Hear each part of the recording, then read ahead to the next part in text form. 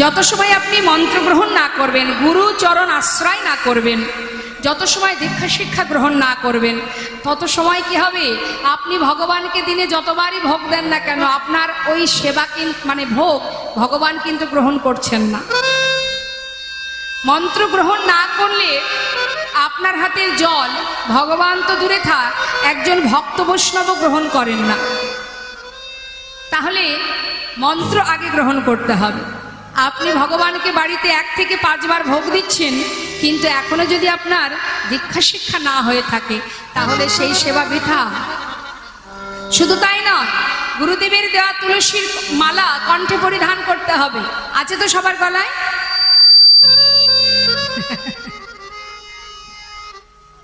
তুলসীর মালা আছে তো?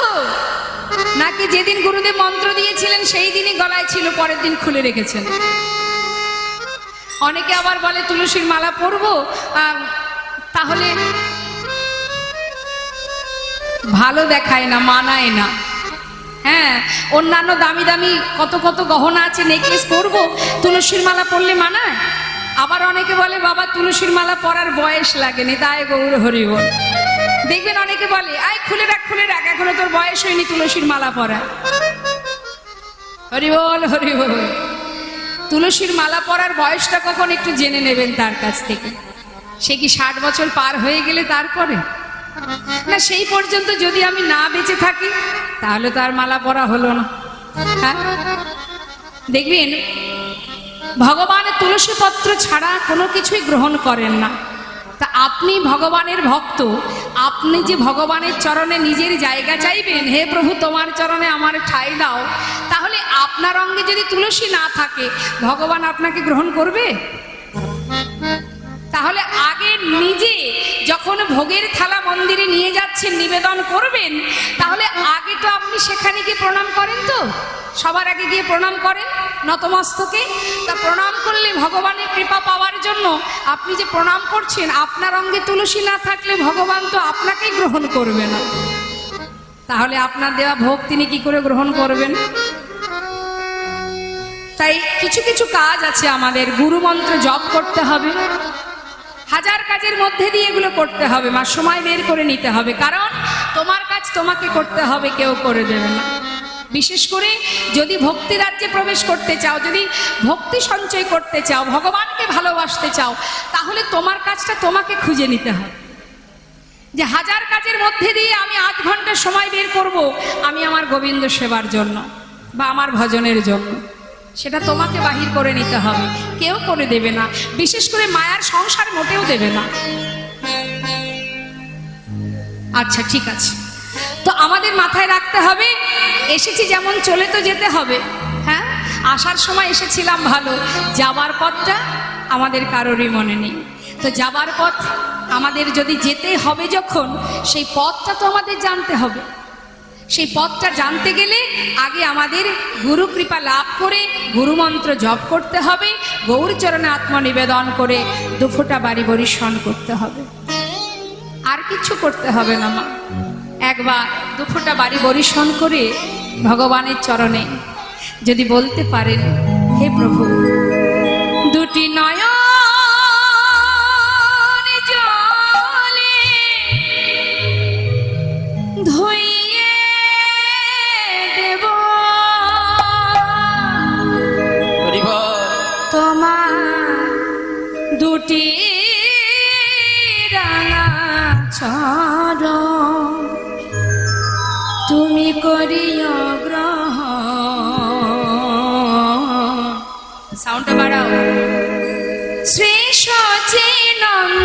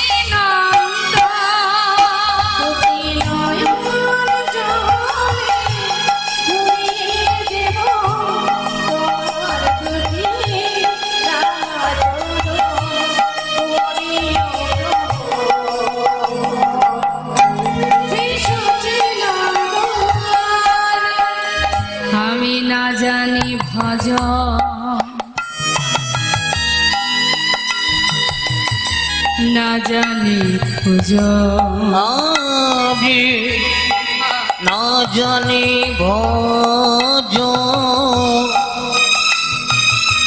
না জানি পুজো কোন গুণে পাব তোমার রাঙা চরণ আমি না জানি ভজ না জানি পূজন কোন গুণে পাব তোমার ও দুটি চরণ দুটি নয়নে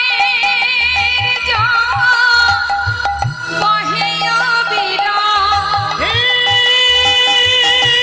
প্রাণ গোবিন্দ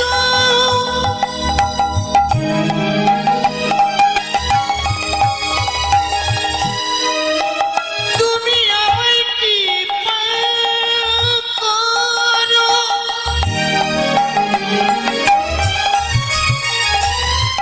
তুমি ছাড়া আমার আর কেহ নাই।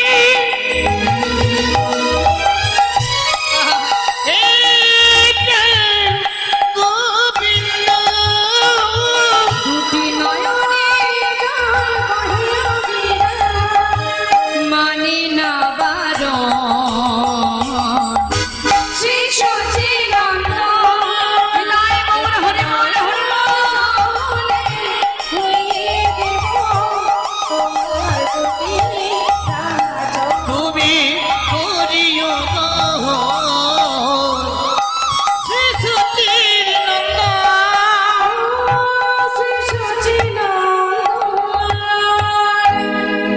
আজ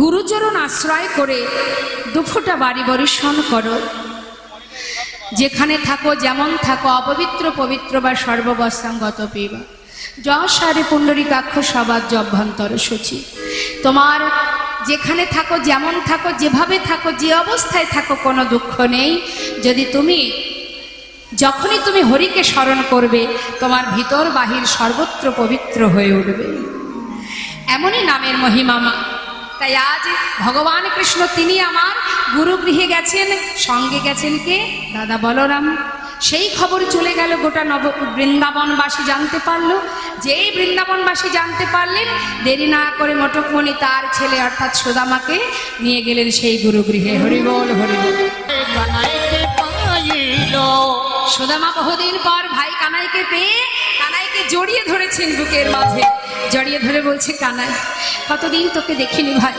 বল আমাকে আর কখনো তোর সঙ্গ ছাড়া করবি না আমি পারবো না তোকে ছেড়ে থাকতে কথা দে কানাই বলছে শান্ত হ ওই দেখ গুরুদেব আসছে বস বস বস সবাই বস এই বসে পড়া এই বস গুরুদেব আসছে গুরুদেব সবাই বসে আছে গুরুদেব এসে উপস্থিত পাঠশালায় এসে জিজ্ঞাসা করছে এই যে হ্যাঁ বলুন গুরুদেব তোমরা সবাই কুশলে আছো তো হ্যাঁ ভালো আছি ভালো গুরুদেব আছো তো তোমরা ভালো ভালো শুনলাম আমার পাঠশালায় 3 জন নতুন ছাত্র ঢুকেছো হ্যাঁ হ্যাঁ আমরা এই 3 জন কই দেখি হাত তোলো কে কে এসেছো নতুন আচ্ছা তুমি এসেছো আর আমি এসেছি গুরুদেব আচ্ছা তোমরা 3 জন আমার পাঠশালায় নতুন এসেছো হ্যাঁ হ্যাঁ তোমরা শিক্ষা নেবার জন্য এসেছো তো তা কে কি শিক্ষা নেবে বলো এই যে হ্যাঁ। তোমার নাম কি আমার নাম গুরুদেব বলরাম বাবা তোমার নাম বলরাম হ্যাঁ গো আর এই যে এদিকে দেখে মনে হচ্ছে খুব চঞ্চল তাই না এই তোমার নাম কি কৃষ্ণ গুরুদেব আচ্ছা কৃষ্ণ বলে মনে হচ্ছে কি গো মা তুমি কৃষ্ণ আর তোমার নাম কি আচ্ছা আচ্ছা তা তুমি কি শিখবে বলো না গুরুদেব আমি মনস্থির করেছি ওই ধনুর্বিদ্যা শিখবো মানে হাতে চালাবো বেশ বেশ আর এই যে এদিকে এসো এদিকে এসো তুমি কি শিক্ষা নেবে ধনুর্বিদ্যা শিখবো না আর গদা বিদ্যা শিখবো না আমি রাজনীতি শিখবো গুরুদেব রাজনীতি শিখবো রাজনীতি শিখবে গুরুদেব আমি কিন্তু রাজনীতিবিদ্যা শিখবো কৃষ্ণচন্দ্র বলছেন আচ্ছা বেশ ঠিক আছে তোমার নাম কি যেন নাম কি তোমার আর তুমি কি শিক্ষা নেবে? আমি বেদ অধ্যয়ন করবো গুরুদেব। বেদ অধ্যয়ন করবে তো? যারা বেদ অধ্যয়ন করে তাদেরকে কি বলে? তাদেরকে বলা হয় বিপ্র। অর্থাৎ জন্ম জায়তে শূদ্র সংস্কারেণ দ্বিজ বেদ পাঠের ভাবে বিপ্র ব্রহ্ম জানন্তি ব্রাহ্মণ। তো যারা বেদ পাঠ করে তারা হয় বিপ্র, আর ব্রহ্ম জানন্তি ব্রাহ্মণ। তুমিও ব্রাহ্মণ হতে পারো, আমিও হতে পারি, যদি ব্রহ্মত্ব জ্ঞান তোমার মধ্যে থাকে। তাই আজ এই যে ব্রাহ্মণ, দেখবেন মা, ব্রাহ্মণদের অঙ্গে যে পৈতেটা থাকে তাতে কটা সুতো থাকে? 9টি সুতো থাকে। 9টি সুতো 9টা গুণ ব্রাহ্মণদের মধ্যে থাকে। এই যে 9টা গুণ কি কি? শাস্ত্রে বললেন সম দম তপ শৌচ। কি বলছেন? সম দম তপ শৌচ ক্ষান্তি আর্যবৎ জ্ঞান বিশেষ জ্ঞান আস্তিকাম। এই হচ্ছে 9টা গুণ। সম মানে শান্ত প্রকৃতির, শান্ত ভাব। দম মানে দমন করবার শক্তি থাকতে হবে, ইন্দ্রিয় দমন করতে হবে। তপ মানে তপস্যা, তপস্যা করবার শক্তি প্রয়োজন। ব্রাহ্মণদের মধ্যে এই গুণগুলো থাকা দরকার। আর কি বললেন? শৌচ মানে পবিত্রতা, পবিত্রতা রাখতে হবে। তোমার উপরে সুন্দর পোশাক পরেছো, দেখতে খুব ভালো লাগছে, কিন্তু ভিতরটা তোমার একেবারে হিংসা কালিমায় ভরা, সেটা করলে হবে। ভিতরটা পরিষ্কার করতে হবে, এই জায়গাটা পরিষ্কার না করলে হবে না। আর কি বললেন? আস্তিকাম, আর্যবৎ।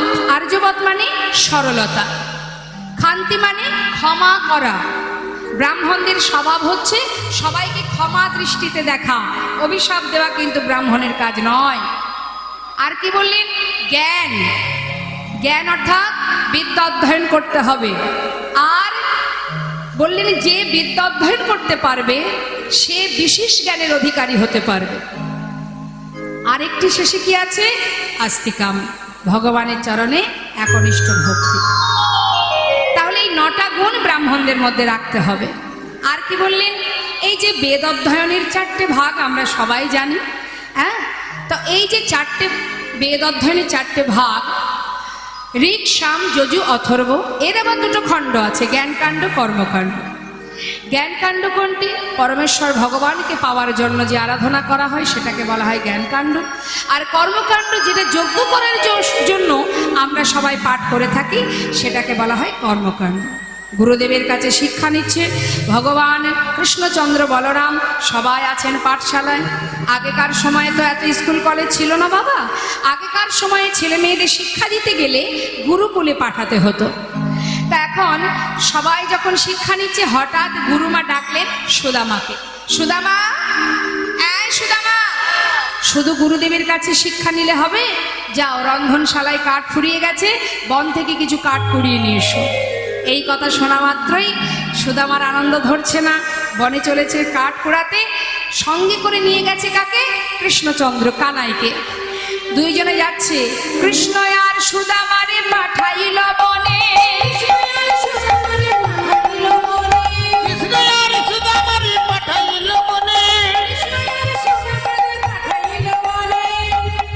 ওই না কাটানিতে চলে মেলায় আনন্দিত মন। ওই না আনন্দ ধরে না, আনন্দ ধরে না। ওই না কৃষ্ণ আর সুদামাইয়ের আনন্দ ধরে না। ওই না কাটানিতে চলে তারা আনন্দিত মনে। বনের ভিতরে গিয়ে যখন দুই ভাই কাঠ কুড়াচ্ছে, হঠাৎ হেন কালে হইল তাহা ঝড় ভয়ঙ্কর। চারিদিকে ভরিল ঘন অন্ধকার। চারিদিকে ভরিল ওই ঘন অন্ধকার। প্রচন্ড ঝড় বৃষ্টি। আর এই ঝড় বৃষ্টির মধ্যে একে অপরকে হারিয়ে ফেলেছে। চিৎকার করে ডাকছে সুদামা, কানাই, সুদামা, কানাই, সুদামা। কানাই। হঠাৎ একটা একটা গাছের ডাল কানার কাঁধে এসে পড়বে, তার প্রিয় সখা সুদামা ছুটে গিয়ে কানাইকে নিজের বুকে জড়িয়ে ধরে সেই গাছের ডালটি এসে পড়ল তারই কাঁধে। হরিবল হরিবল। ভগবান কেঁদে উঠলেন, সুদামা তোর কেমন ভালোবাসা বন্ধু, হরিবল। এত বড় গাছের ডালের আঘাত তুই নিজে সইলি,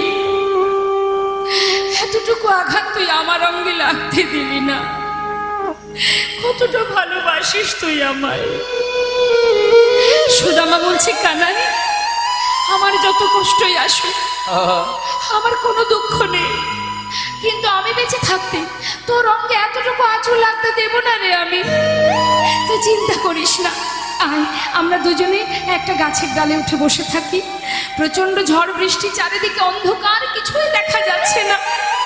একটা গাছের ডালে দুইজনে বসে আছে মা, একজন বসেছে নিচের ডালে, একজন বসেছে উপরের ডালে। কিন্তু গুরুমা বনে যাবার সময় সুদামার আঁচলে কিছু ছোলা, ভিজে ছোলা বেঁধে দিয়েছিল। কেন না, যখন খিদে পাবে তোরা দুজনে ভাগ করে খাবি। এখন সুদামার আঁচলে বাঁধা আছে, আর সুদামা ওই গাছের ডালে বসে আছে উপরের ডালে। মনে মনে চিন্তা করছে, প্রচন্ড খিদে পেয়েছে, এক কাজ করি একটু ছোলা খাই।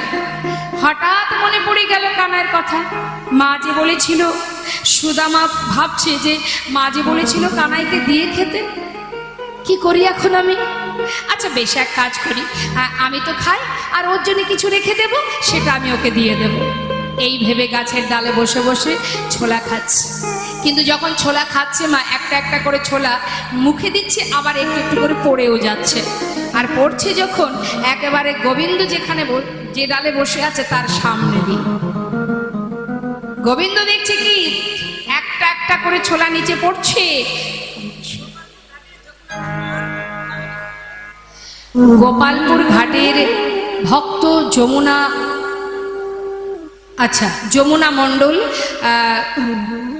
কমিটিকে 500 টাকা দান করেছে। নিতাই গৌর হরিবল হরিবল হরিবল। তা গোবিন্দ দেখছে সুদামা ছোলা খাচ্ছে, কিন্তু তাকে বলছে না, তাকে দিচ্ছে না। মনে মনে চিন্তা করছে, আচ্ছা মা যে বলেছিল আমায় দিয়ে খেতে, কিন্তু তুই তো বেশ বসে বসে ছোলা খাচ্ছিস, আমার কথা কি তোর মনে নেই? কিছুক্ষণ পর গোবিন্দ ডাকছে, সুদামা, এই সুদামা, বলি গুরুমা যে তোর কাছে ছোলা পাঠিয়েছিল, সেই ছোলা আছে, আমাকে একটু দে না, প্রচন্ড খিদে পেয়েছে। সুদামা বলছে, দাঁড়া কানাই, দাঁড়া দাঁড়া। এই বলে আঁচলের দিকে যেই না তাকিয়েছে, মা দেখছে কি যাও বা দুটো একটা মুখে দিয়েছে, আর বাকি সব ছোলা পড়ে গেছে।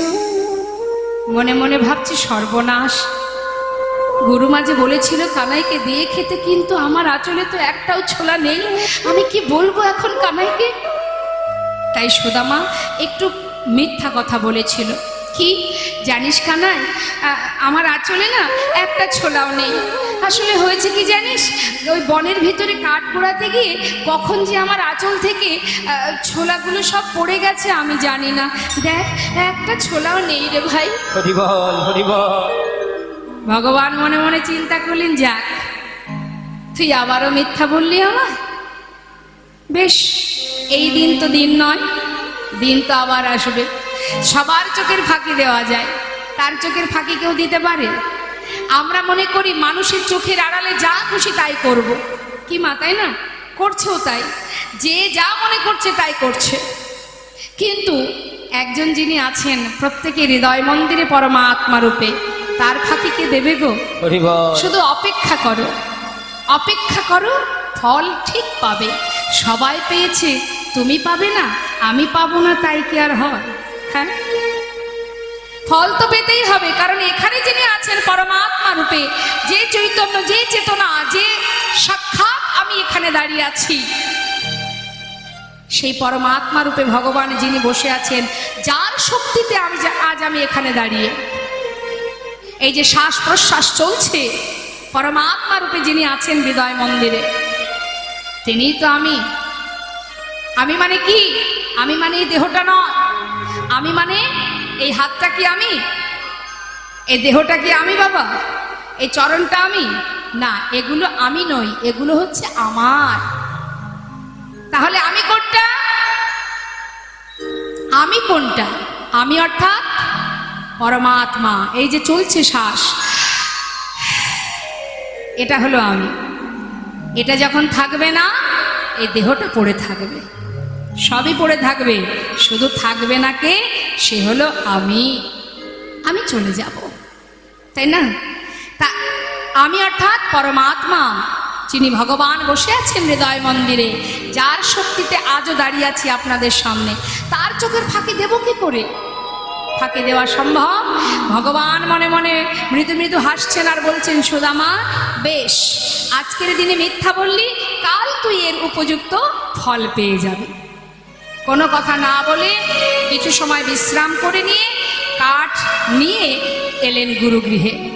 আসার পরের দিন হঠাৎ গোবিন্দ ডাকছে সুদামাকে, সুদামা এদিকে আয়, তুই তো আমাকে অনেক ভালোবাসিস তাই না?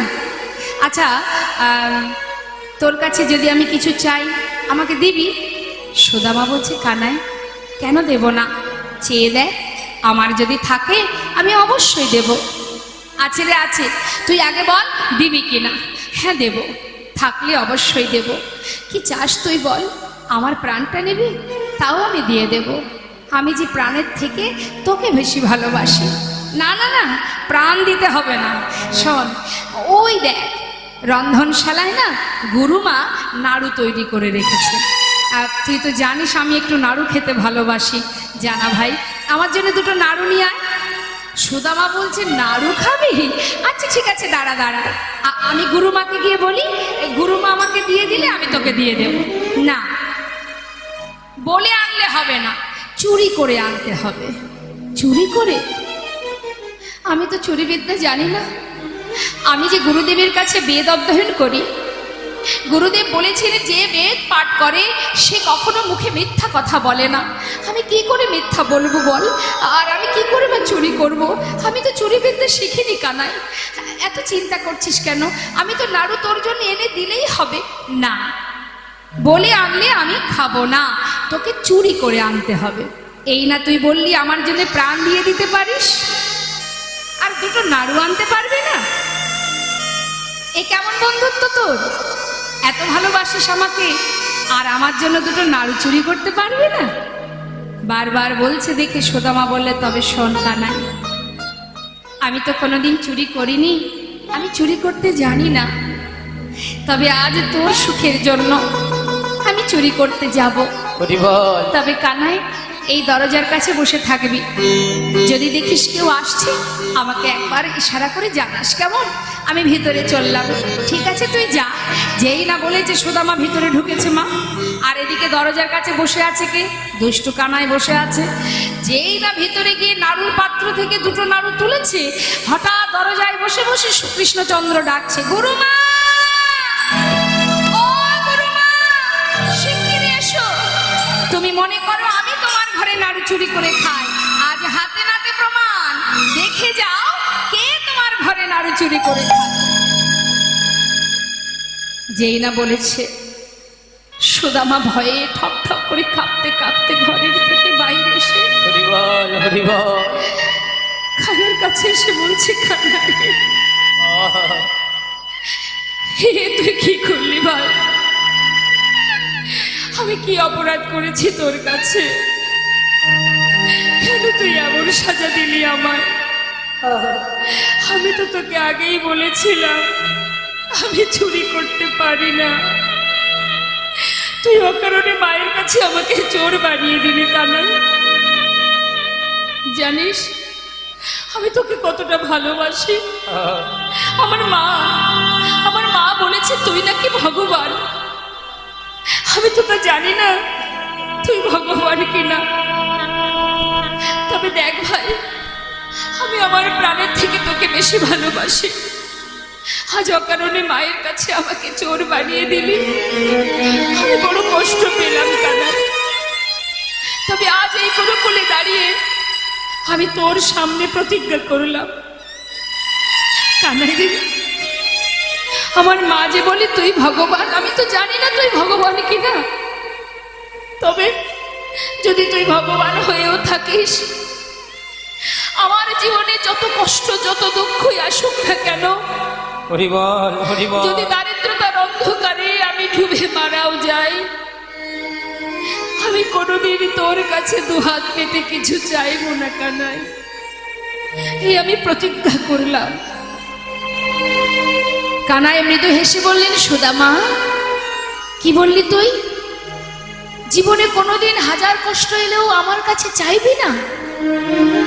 তাহলে আমিও বলি তুই শুনে রাখ, যতদিন তুই আমার কাছে না চাইবি আমিও তোকে কোনোদিন কিচ্ছু দেব না। দুইজনের মধ্যে প্রতিজ্ঞা হয়ে গেল। মা কিছুদিন গুরুগৃহে শিক্ষা অর্জন করবার পর গুরুদেব আদেশ করলেন, তোমরা যে যার ঘরে চলে যাও, তোমাদের শিক্ষা সম্পূর্ণ হয়েছে, পরিপূর্ণ শিক্ষা অর্জন করেছো, তোমরা যে যার আপন ঘরে ফিরে যেতে পারো। কিন্তু ভগবান কৃষ্ণ তিনি কিন্তু কোথাও বৃন্দাবনে ফিরলেন না। তিনি কি করলেন? শিক্ষা অর্জন করবার পর তিনি চলে গেলেন দ্বারকাতে। হরিবল। আর এদিকে মটকমণির কাছে ফিরে এলো তার পুত্র সুদামা। ফিরে আসার উপযুক্ত সন্তানের অপূর্ব সুন্দর সেই রূপ, আর উপযুক্ত বয়স হয়েছে বিবাহের। বাবা গর্ব করে সবাইকে ডেকে ডেকে বলে, শোনো, আমার ছেলে মস্ত বড় পণ্ডিত, এখানে তো সকলেরই ঘর আছে, অনেকেরই সন্তান আছে, আমার ছেলের মতো এমন পণ্ডিত কার আছে?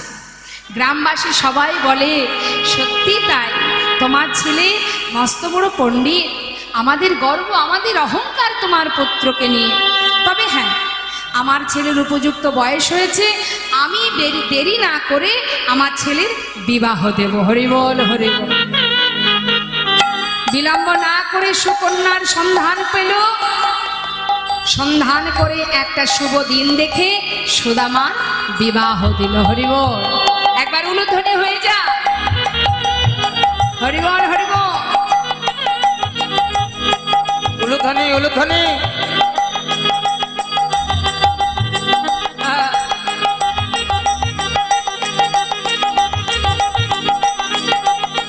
উলুধ্বনি।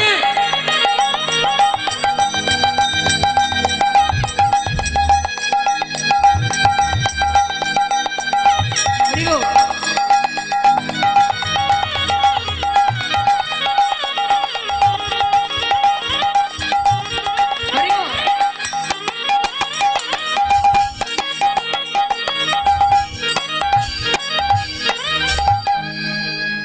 মাগো, নতুন স্ত্রীকে নিয়ে বিবাহের পর বউকে নিয়ে ঘরে এলো, সুখে স্বাচ্ছন্দ্যে দিন কেটে যায়। বাবা সুদামা গ্রামের একটা পাঠশালায় ছোট ছোট বাচ্চাদের শিক্ষা দিয়ে যা পায় তাতে তার সংসার সুন্দরভাবে চলে যায়।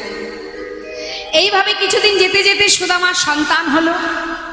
কিন্তু এত সুন্দর আনন্দ, দিন কেটে যায় আনন্দে, মহা আনন্দে, কিন্তু সুখ বেশি দিন সইল না। বাবা, ভগবানকে যারা ভালোবাসে ভগবান তাদের পদে পদে পরীক্ষা করে।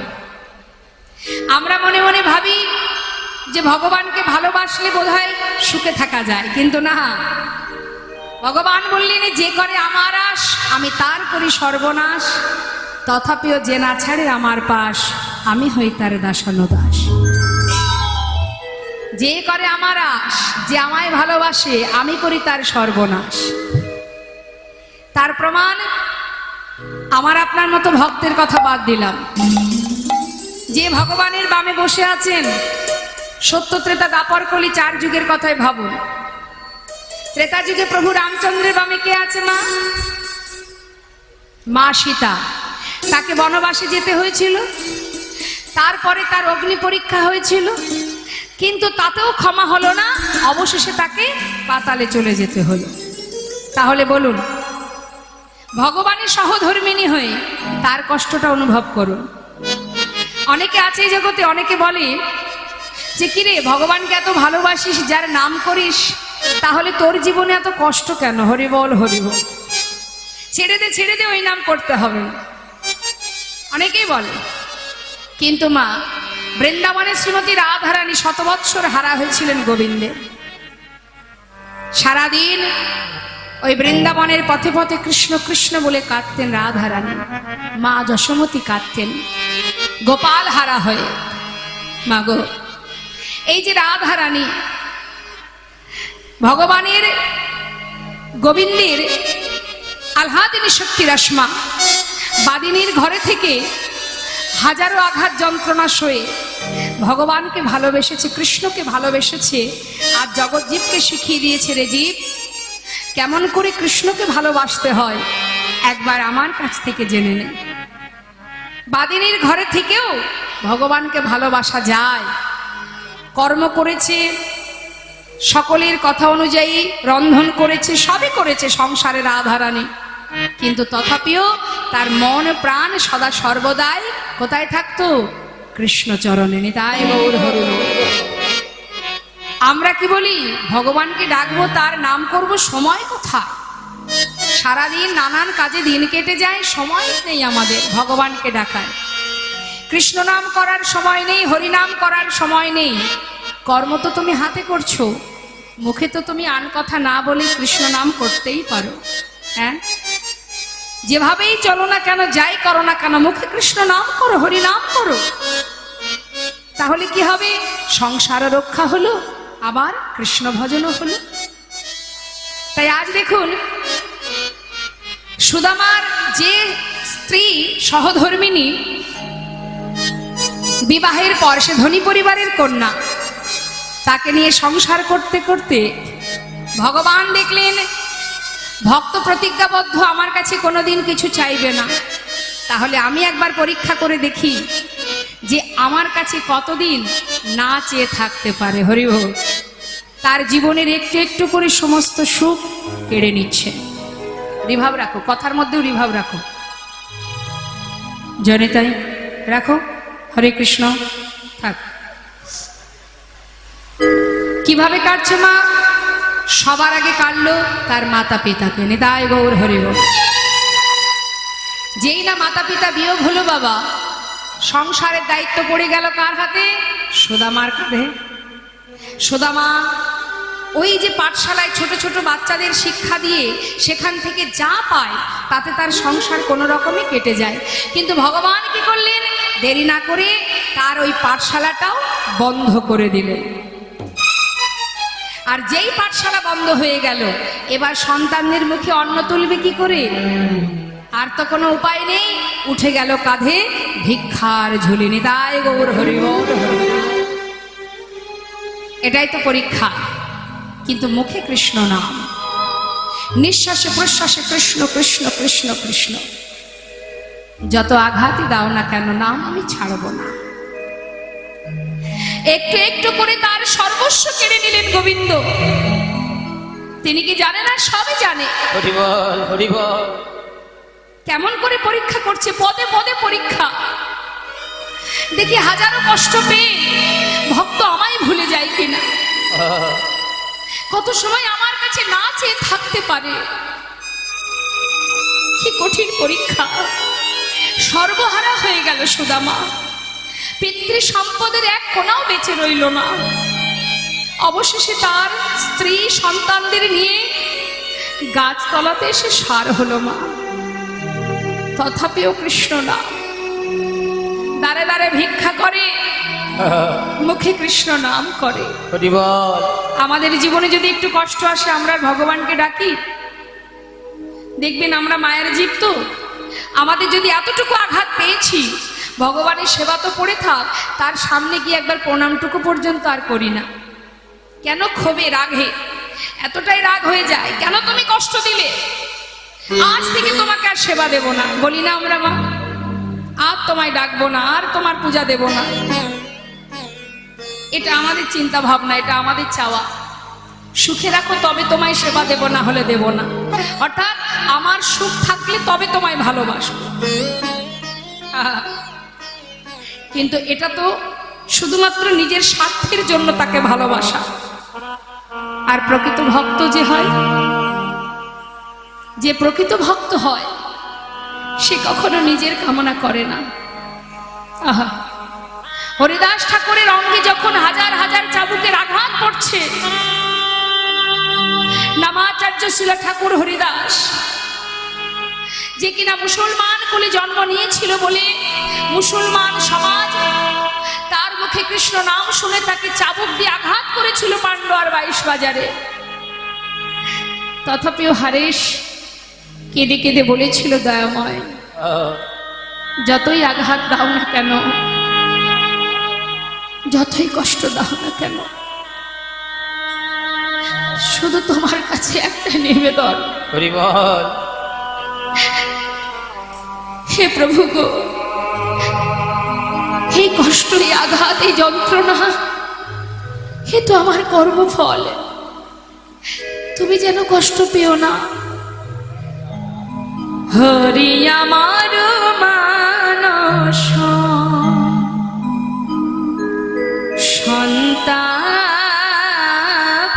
সন্তাপনাশিতে, এতে যদি তব দুঃখ হয়,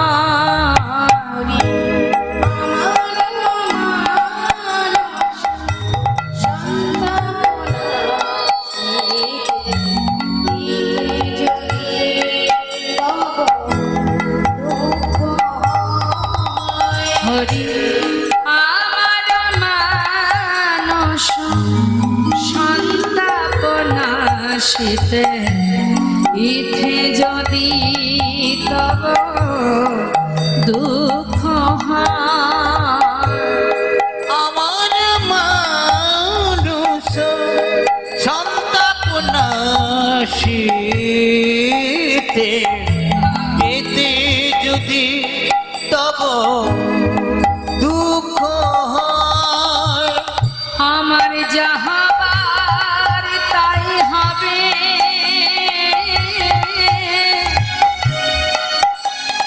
তুমি কেন দুঃখ পাবে,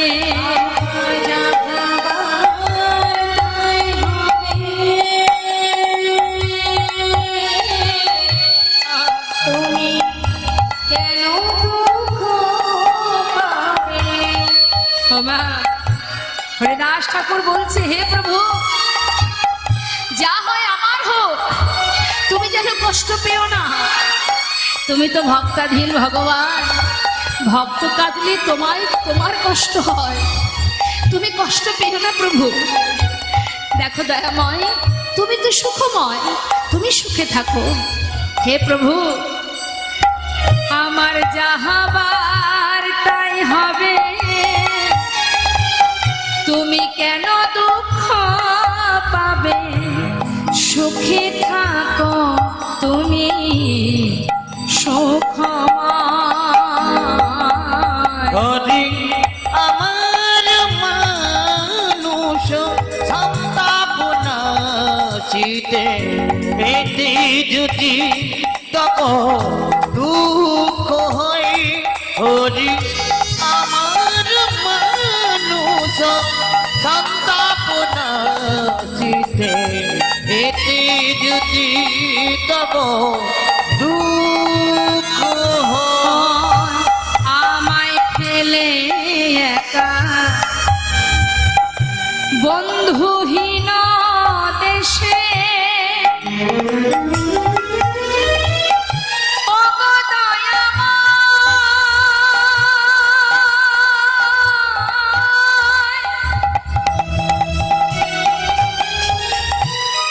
হে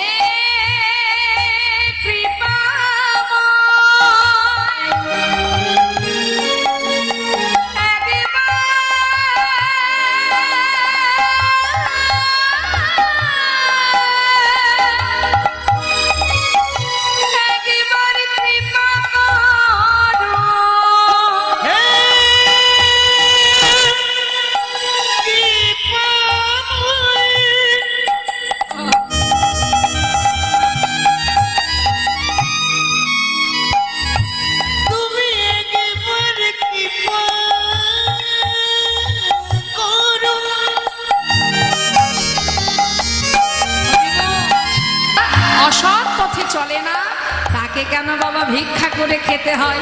আমরা অনেক কষ্ট করে রোজগার করি গো, ভিক্ষা করে খাই না। যাও যাও, অন্য বাড়ি যাও। আবার তাড়িয়ে দিল। সুশীলা বলে, দেখো ঠিকই বলেছ তোমরা, আমার স্বামী যেমন সত্য কথা বলে, আমি তার স্ত্রী, আমিও তোমাদের মিথ্যা বলবো না। আজ আমি তোমাদের দ্বারে কেন এসেছি জানো? শুনে রাখো, তোমাদের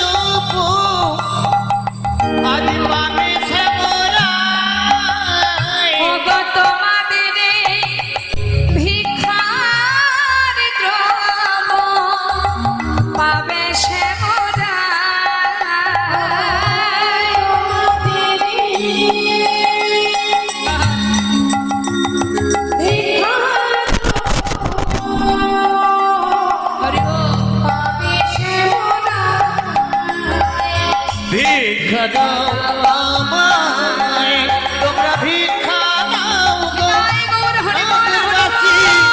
ভিক্ষা দাও আমায়, তোমরা ভিক্ষা দাও আমায়, একবার ভিক্ষা দাও আমায়। যেই না বলেছে মা তোমাদের এই ভিক্ষার দ্রব্য পাবে শ্যামরায়, এই কথা শোনা মাত্রই সবাই তো আর পাষণ্ড হয় না। গ্রামে অনেকেই তো আছে কৃষ্ণ ভক্ত, যেই না শুনেছে যে গোবিন্দ সেবায় লাগবে, মনে মনে চিন্তা করছে, তাই তো আজকে যদি কিছু কিঞ্চিত ভিক্ষা দিতে পারি, আর এই ভিক্ষা যদি গোবিন্দ সেবায় লেগে যায়, তাহলে আমাদের জনম ধন্য হয়ে যাবে। তাই কয়েক বাড়ি থেকে কিছু শুকনো চিড়ে ওই সুদামার স্ত্রী অর্থাৎ সুশীলার আঁচলে দিয়ে গেলেন। শুকনো চিড়েগুলো নিয়ে সুশীলা ঘরে ফিরছে।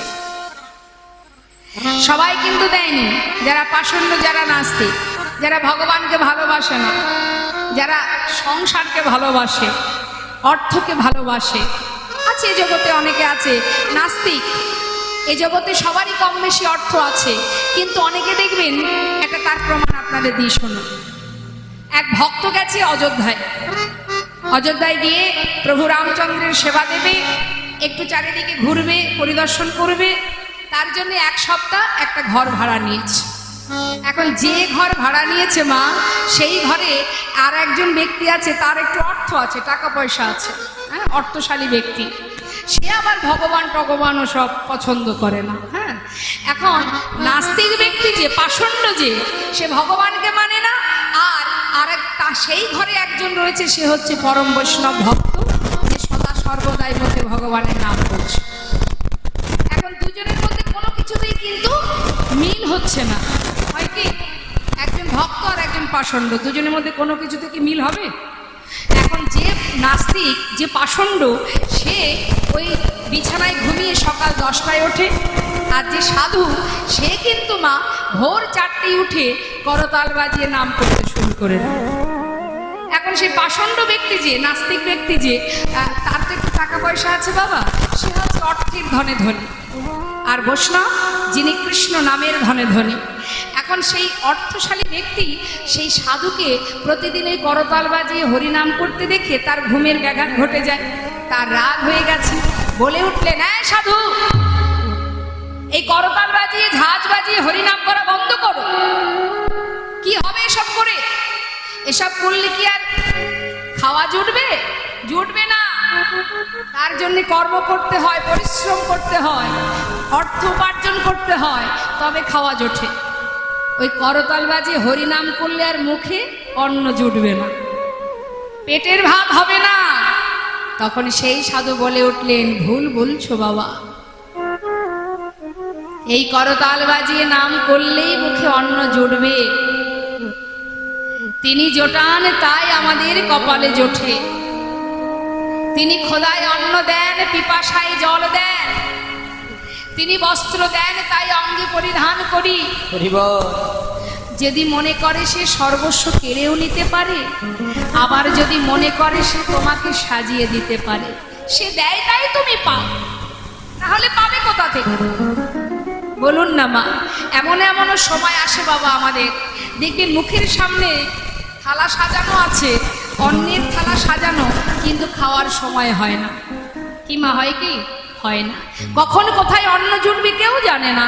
তিনি তো সবকিছু ভাগ্যে লিখে রেখেছে, কোথায় কখন কতটুকু জুটবে। তা সেই নাস্তিক ব্যক্তি বলছে, শোনো সাধু, ওই সব মুখের কথায় কাজ হবে না। প্রমাণ দিতে পারবে যে তুমি ওই ঝাঁঝ বাজিয়ে হরিনাম করছো, কর্ম না করলে তোমার ওই ভগবান কি করে তোমাকে খাওয়ায়? হ্যাঁ গো, খাওয়ায়। তুমি করো না, প্রমাণ নেবে? বলো কি প্রমাণ নেবে?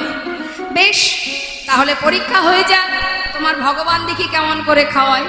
বলে শুধু খাওয়ায় না গো, সে যদি মনে করে তোমাকে ধরে বেঁধে খাওয়াবে, আবার যদি মনে করে তোমাকে মেরে মেরেও খাওয়াতে পারে, এই আবার হয় নাকি? তাহলে প্রমাণ হয়ে যাক। কি করে প্রমাণ করব? না, এখন থেকে আমি 24 ঘন্টার মধ্যে মুখে কিছু দেব না। আমি দেখব তোমার ভগবান আমাকে কি করে খাওয়ায়। ভালো কথা। মনে মনে চিন্তা করলেন, লোকালয়ে থাকা যাবে না, লোকজনের মধ্যে থাকলে ধরে বেঁধে খাইয়ে দেবে। তার থেকে বাবা জঙ্গলে চলে যাব, যেখানে কোনো মানুষ থাকবে না, দেখব সেখানে ভগবান কি করে খাওয়ায়। কেমন পরীক্ষা দেখুন। এক জঙ্গলে গিয়ে কি করেছে, বেশ কিছুটা উঁচুতে, মানে একটা গাছের ডালে উঁচুতে বসে আছে, আর এদিকে সেই বৈষ্ণব ঘরের মধ্যে বসে বসে প্রভুর চরণ স্মরণ করে বলছে, হে দয়াময়, আমার মান থাকুক বা না থাকুক, তাতে আমার কোনো দুঃখ নেই। শুধু তোমার কাছে একটা নিবেদন, যে এখনো তোমাকে চিনল না, যে এখনো তোমাকে বোঝে না, যে এখনো অন্ধকারে ডুবে আছে, তাকে তুমি আলোর পথ দেখাও। সঠিক পথে তাকে নিয়ে চলো, তাকে উদ্ধার করো, কৃপা করো প্রভু, কৃপা করো। সাধুগুরু বৈষ্ণব মহন্তের স্বভাব হয় তারিতে পামর, নিজ কার্য নয় তবু যান পর ঘর। মহন্তেদের স্বভাব কি? তোমার অর্থ ধন ঐশ্বর্য নেওয়া নয়, মহন্তের স্বভাব হচ্ছে পাষণ্ডকে উদ্ধার করা। তাই ঘরের মধ্যে বসে বসে তিনি সেই ভক্তের জন্য, সেই পাষণ্ডের জন্য ভগবানের কাছে কামনা চাইছে, প্রার্থনা করছে যে তার তুমি মঙ্গল করো। আর এদিকে কি হলো মা? ওই জঙ্গলের মধ্যে দিয়ে একজন ব্যক্তি সে পথ দিয়ে হেঁটে যাচ্ছে, জঙ্গলের ভিতর দিয়ে যেতে যেতে হঠাৎ মনে মনে সে ভাবছে, তাই তো একটু খিদে পেয়েছে, এখানে বসে একটু খেয়ে নিই। এই ভেবে নিজের কাছে যা কিছু ঘর থেকে আসার সময় খাবার এনেছিল সেগুলোকে সুন্দর করে সাজিয়েছে খাবার জন্য। এখন জঙ্গলের মধ্যে পরিষ্কার জায়গায় সমস্ত খাবারগুলো গুছিয়ে সাজিয়ে নিয়ে যেই না বসেছে, এবার মুখে দিতে যাবে, হঠাৎ ঘোড়ার পায়ের শব্দ শুনতে পেল সেই ব্যক্তি। আর যেই না ঘোড়ার পায়ের শব্দ পেয়ে হঠাৎ মনে মনে চিন্তা করছে, তাই তো বনের ভিতর থেকে একটা ঘোড়ার পায়ের শব্দ, তবে কি কোনো ডাকাতের দল আসছে? যদি আমাকে একা পায়, যদি ধরে নিয়ে যায়। ভয়ে ভীত হয়ে খাবার দাবার সবই পড়ে রইল, পালিয়ে চলে গেল জঙ্গল থেকে। খাওয়া কিন্তু বাবা জুটল না। এদিকে কি হলো মা? সেই এক দল, সেই যে ডাকাতের দল, তারা ঘোড়া চেপে আসছে, ঘোড়ায় করে এসে ওই ঠিক যেখানে খাবারগুলো সাজানো সেইখানে এসে তারা দাঁড়িয়েছে। দাঁড়িয়ে দেখছে বেশ তো খাবারগুলো সাজানো। আচ্ছা, এখানে খাবার সাজিয়েছে কে? এত সুন্দর করে সাজিয়েছে যেন মনে হচ্ছে 56 ব্যঞ্জন সাজিয়ে রেখেছে। কিরে, নিশ্চয়ই এখানে কোনো ফাঁক পাতা হয়েছে। হ্যাঁ রে সর্দার, এদিকে আয়।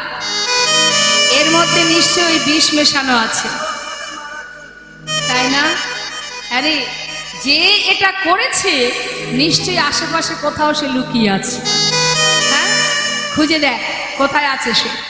চারিদিকে খুঁজতে শুরু করেছে, চারিদিকে খুঁজতে খুঁজতে খুঁজতে খুঁজতে বাবা ওই যে গাছের ডালে বসে আছে তার দিকে চোখ গেছে, আর যেই না তাকে দেখেছে, আচ্ছা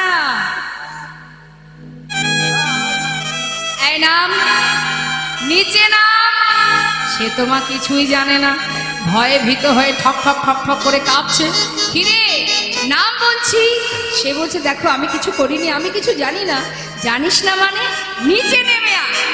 তাকে জোর করে ধরে যেই না নিচে নামিয়েছে, জামাটা ভালো করে মুঠো করে ধরেছে। এই, কার কাজ? তুই করেছিস? জানিস না মানে? আরে তুই ছাড়া তো এখানে আর কেউ নেই, এটা তোরই কাজ। হ্যাঁ, তুই করিসনি? এই আগে ওকে খাওয়া, আগে ওকে খাওয়া। সে চিন্তা করছে আমি তো প্রতিজ্ঞা করেছি মুখে কিছু দেব না, ভগবান কিভাবে কি করে কাকে সেবা দেয়। এই নে।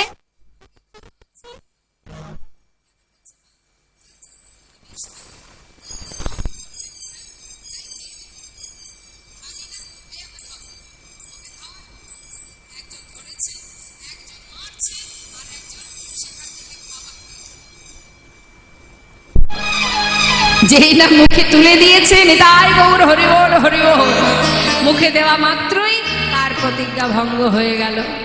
24 ঘন্টার মধ্যেই কিন্তু মা ভগবান তাকে প্রমাণ দিয়ে দিলেন। সেই থেকে সেই ভক্ত ভগবানের দাস হয়ে গেল। তাই মহাজন বললেন, ভগবানকে পরীক্ষা করতে যেও না, তাকে পরীক্ষা করা অত সহজ নয়। আজ দাঁড়ে দাঁড়ে ভিক্ষা করে সুশীলা ভগবানের সেবার জন্যে একটুখানি ওই শুকনো চিড়ে নিয়ে ঘরে ফিরে এসে নিজের পরনে যে বসন, সেই বসন থেকে কিছুটা অংশ ছিঁড়ে নিয়ে তার মধ্যে পুটুলি বেঁধে দিয়েছে। কার জন্য? ভগবান কৃষ্ণের জন্য। স্বামী, আজকে যা কিছু পেয়েছি তুমি পুরোটাই তার জন্য নিয়ে যাও। শোনো, এর থেকে এক দানাও তুমি সেবা করবে না, আমিও করব না, আমার সন্তান সেবা করবে না। যা পেয়েছি পুরোটা কৃষ্ণ সেবার জন্য। যাও স্বামী, দেখে এসো। যাকে দেখবার জন্য, যার নাম সদা সর্বদাই জপ করো, আমার মনে হয় তাকে যদি তুমি একবার দেখতে পাও, একটু হলেও তুমি শান্তি পাবে। যাও স্বামী। সুশীলা, তাহলে আমি আসি। যাও। সুশীলার অঙ্গের যে বস্ত্র মা, সেই বস্ত্র থেকে কিছুটা ছিঁড়ে পুটুলি বেঁধে দিয়েছে, আর সেই পুটুলিটা নিয়ে মনের আনন্দে এবার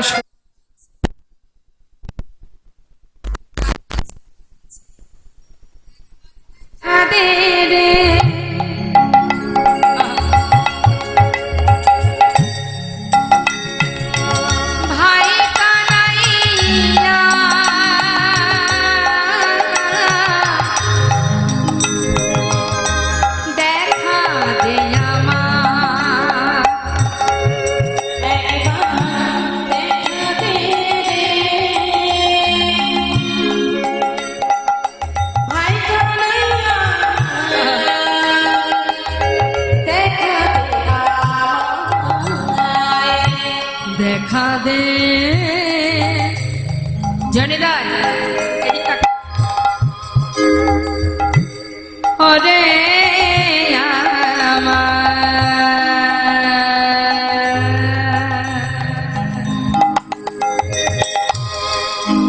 ওরে আমার প্রাণের কানা। আপ ডাউন করো না, একরকম রেখে দাও, রিভাব দিয়ে একরকম রেখে দাও। ওরে কানা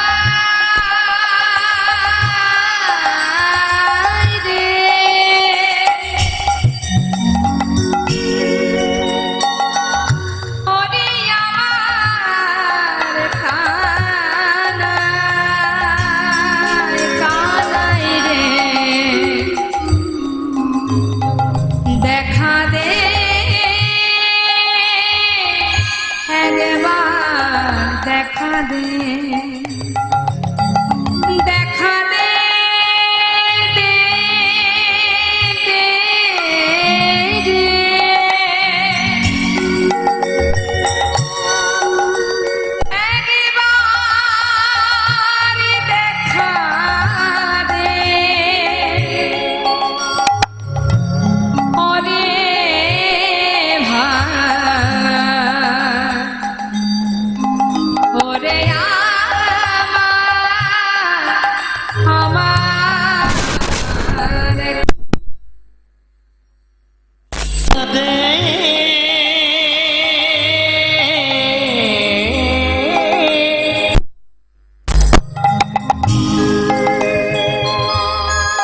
ওরে আমার মরমে কানাই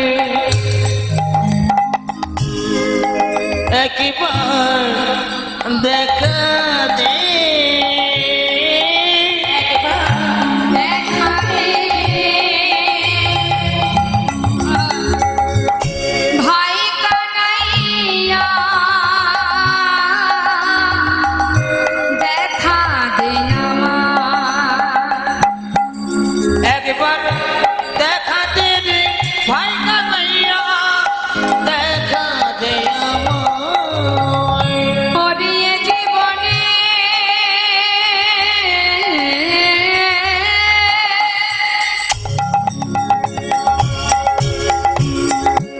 কত দিন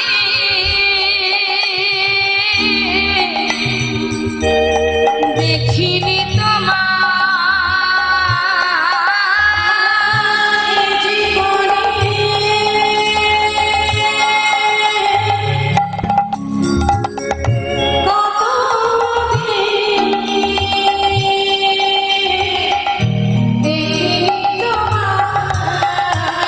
দেখা দে আমায় একবার দেখা দে রে ভাই কানাইয়া দেখা দে আমায় একবার দেখা দে আমায় একবার দেখা দে আমায় বৃন্দাবন থেকে দ্বারকার পথে যাচ্ছে তো মা। পথে যেতে যেতে কখনো কখনো বিশ্রাম করছে আর মনে মনে ভাবছে আমি যে যাব কানার কাছে, আমাকে কি কানাই চিনতে পারবে? দিন হেনে কাঙাল, হরিবল হরিবল কোন রকমে ভিক্ষা করে দিন কাটে। সেই শিশুকাল হতে তার থেকে আমি অনেক দূরে আছি।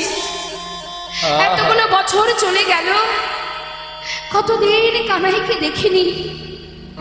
সে তো শুনেছি দ্বারকার মস্ত বড় রাজা। যদি আমার মতো কাঙাল বন্ধুর কথা তার মনে না পড়ে, হরিবল হরিবল যদি চিনতে না পারে, কি করব আমি? কি করা উচিত আমার? তবে কি ফিরে যাব? চিন্তা করছে আর এদিকে ভগবান সিংহাসনে বসে বসে সুদামার সেই লীলা দর্শন করছে আর মৃদু মৃদু হাসছে। সুশীলা রুক্মিণী বলছে, স্বামী গো, তোমার ভক্ত পথের ধারে বসে কাঁদছে, হরিবল এবার তো হরিবল তুমি ওকে দেখা দাও। সুশীলা রুক্মিণী, একটু অপেক্ষা করো, একটু অপেক্ষা করো। এত পথ যখন বন্ধু এসেছে, আর একটু তো হবে, একটু অপেক্ষা করতে হবে। আসো, আমার দ্বারে আসো, আমি অবশ্যই ওর সামনে যাব। আমি তো সেই অপেক্ষায় আছি, কতক্ষণে আসবে ও আমার কাছে। আমি দুবাহু প্রসার করে দাঁড়িয়ে আছি, হরিবল কতক্ষণে হরিবল আসবে আমার কাছে। সুশীলা, তুমি যে আমায় সব কিছু গুছিয়ে কৃষ্ণ দর্শনে পাঠালে, আজ কানাই যদি চিনতে না পারে, না এসেছি যখন, যাই একটু দেখে তো আসি, চিনতে পারুক বা না পারুক। বড় আশা নিয়ে বুক বেঁধে যাকে পারছে তাকে জিজ্ঞাসা করছে, ওগো তোমরা বলতে পারো দ্বারকা কত দূর? সবাই পথ দেখিয়ে দেয়। সেই বৃন্দাবন থেকে পায়ে হেঁটে দ্বারকায় এসে পৌঁছালো মা। বিশাল রাজপ্রাসাদ, প্রাসাদ দর্শন করে মনে মনে চিন্তা করছে, এত বড় রাজ্যের রাজা আমার বন্ধু, হরিবল হরিবল কিন্তু আমি তো কাঙাল। আজ আমি ওর জন্য যে শুকনো চিড়ে এনেছি, সে তো রাজভোগ সেবা করে। আমার এই শুকনো চিড়ে যদি সে না খায়, না না, আমি দেব কি করে ওকে? হয়তো ওই শুকনো চিড়ে খেতে পারবে না। যে রাজহালে থাকে, রাজভোগ সেবা করে, তাকে শুকনো চিড়ে আমি দিতে পারবো না। তাই কি করেছে মা, সেটাকে নিজের বসন অঞ্চলের মধ্যে লুকিয়ে রেখেছে, কানাইকে দেবে না বলে। লুকিয়ে রেখে এবার ধীরে ধীরে সেই প্রাসাদের সামনে গিয়ে দাঁড়িয়েছে। অনেক দাঁড়িয়ে আছে, জিজ্ঞাসা করছে দাঁড়ি, এই দাঁড়ি, তোমরা বলতে পারো এই যে রাজা, ও আমার কানাই কিনা, আমার কানাই আছে কিনা বলতে পারো? দাঁড়ি জিজ্ঞাসা করছে कौन हो तुम, कहाँ से आए हो, तुम्हारा नाम क्या है? আমাকে চিনবি না, আমি বৃন্দাবন থেকে আসছি, বল না এখানে কি আমার বন্ধু কানাই আছে? कानाई, देखो इधर कोई कानाई वानाई नहीं है, ये जो राजा है ना उसका नाम है कृष्ण। कृष्ण জানিস? এই দাঁড়ি শোন শোন, এই তোদের যে কৃষ্ণ সে আমার বন্ধু, আমাকে একবার যেতে দে না, আমাকে ভেতরে যেতে দে, আমি একটি বার যাই বন্ধুর কাছে। সবাই হাসছে, মা মৃদু মৃদু হাসছে আর মনে মনে বলছে আমাদের এত বড় রাজা যিনি, তার বন্ধু কিনা একজন কাঙাল ভিখারি, সারা গায়ে নোংরা কাদা মাটি লেগে আছে, দুর্গন্ধ গায়ে, সে কিনা আমাদের রাজা, আমাদের মহারাজের বন্ধু। সবাই হাসছে। মহাজন লীলার পাশে দাঁড়িয়ে তিনি বলছেন দেখো দেখো এ गरीबी का हाल, कृष्ण की द्वार पे बेसवासी लेके आया हूँ, बचपन की यार है मेरा शर, यही सोच के आस करके आया हूँ, हरिद्वार पालो उसका नया से कह दो, हरिद्वार पालो उसका नया से कह दो, ये द्वार पे सुदामा गरीब आ गया, इधर पे सुदामा गरीब आ गया है,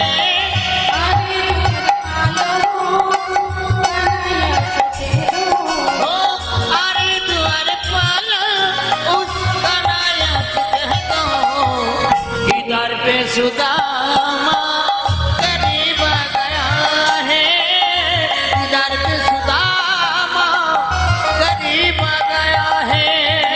भटकते भटकते ना जाने कहाँ से, भटकते भटकते ना जाने कहाँ से, तुम्हारी महल पे गरीब आ गया, ओ तुम्हारे महल पे गरीब आ गया है।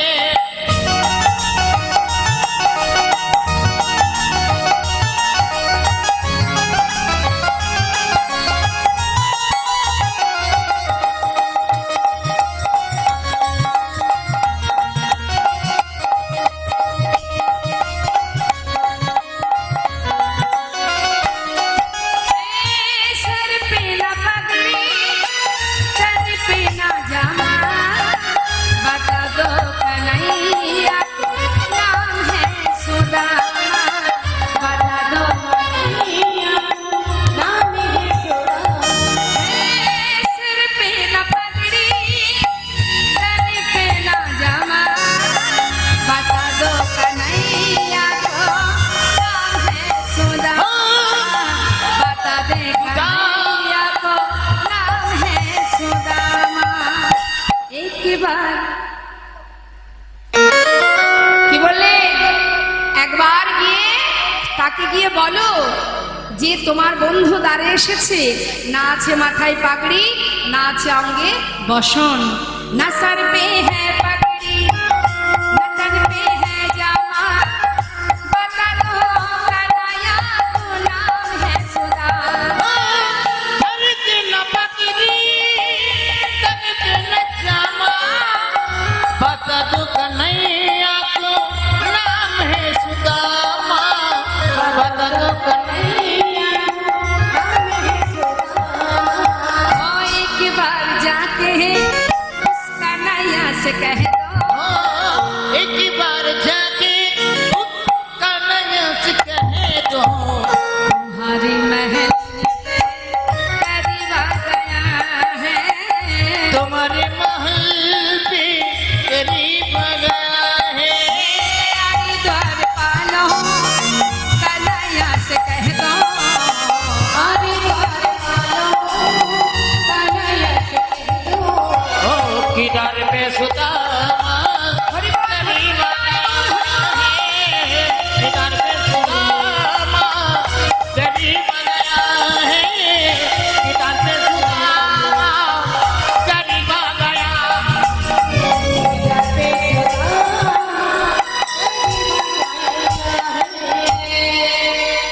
দ্বারপাল কি করলেন মা?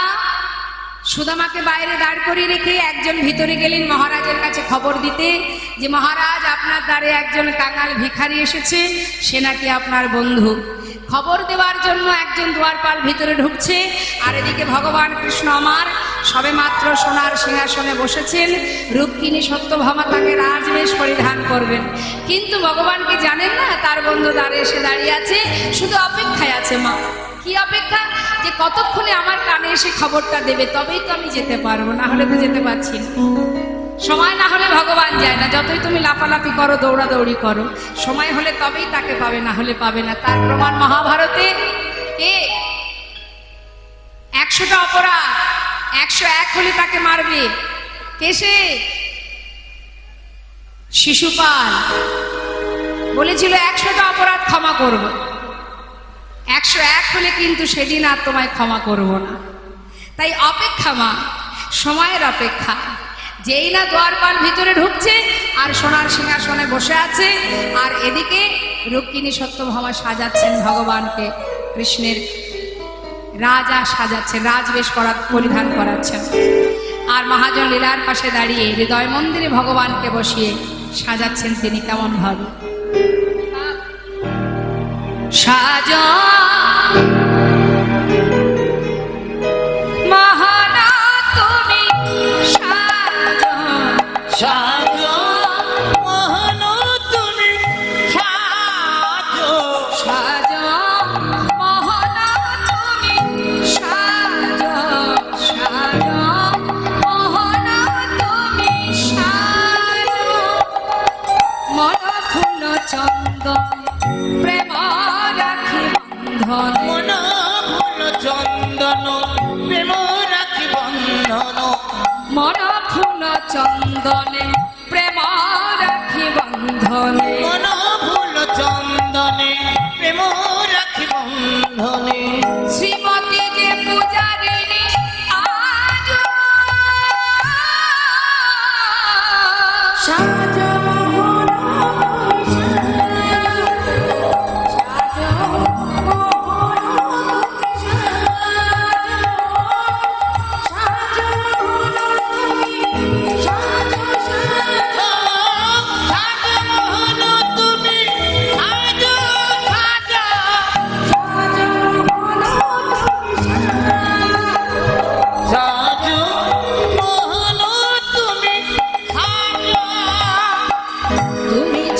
সুন্দর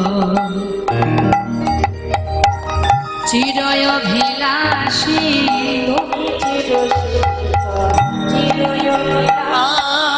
তুমি চির সুন্দর চিরয় বিলাসী, মাথে শিখি পাখা হাতে লহে বাঁশি, তুমি চির সুন্দর চিরয় বিলাসী, মাতে শিখি পাখা হাতে লই বাঁশি। গোকুলের রাধা ব্রজেতে শ্রীকৃষ্ণ, গোকুলের রাধা ব্রজেতে শ্রীকৃষ্ণ, নব নব রূপে তুমি আজ সাজো সাজো মহান তুমি, সাজা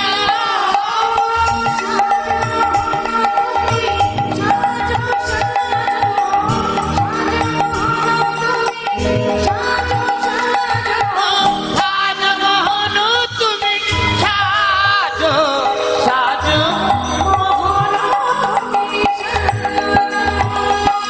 অন্তর মন্দিরে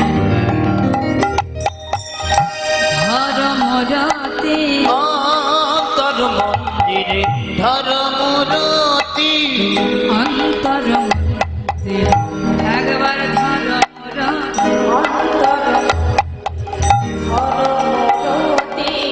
প্রেমেরই প্রদীপে তোম করিব অন্তর মন্দিরে ধর্মরতি, প্রেমের প্রদীপ তোমার করিব আরতি।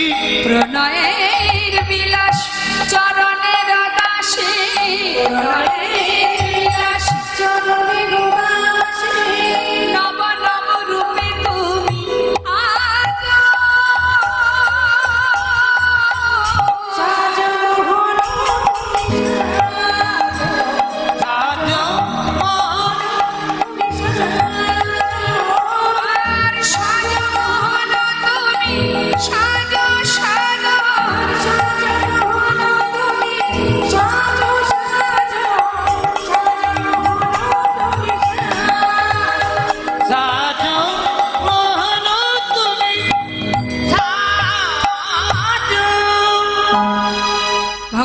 কৃষ্ণচন্দ্র রাজবেশ পরিধান করছে, হঠাৎ দাঁড়িয়ে এসে বললেন, মহারাজ আপনার দ্বারে এক কাঙাল ভিখারি এসে দাঁড়িয়েছে, সে আপনার সঙ্গে সাক্ষাৎ করতে চায়, যদি অনুমতি হয় তবে আপনার কাছে নিয়ে আসবো।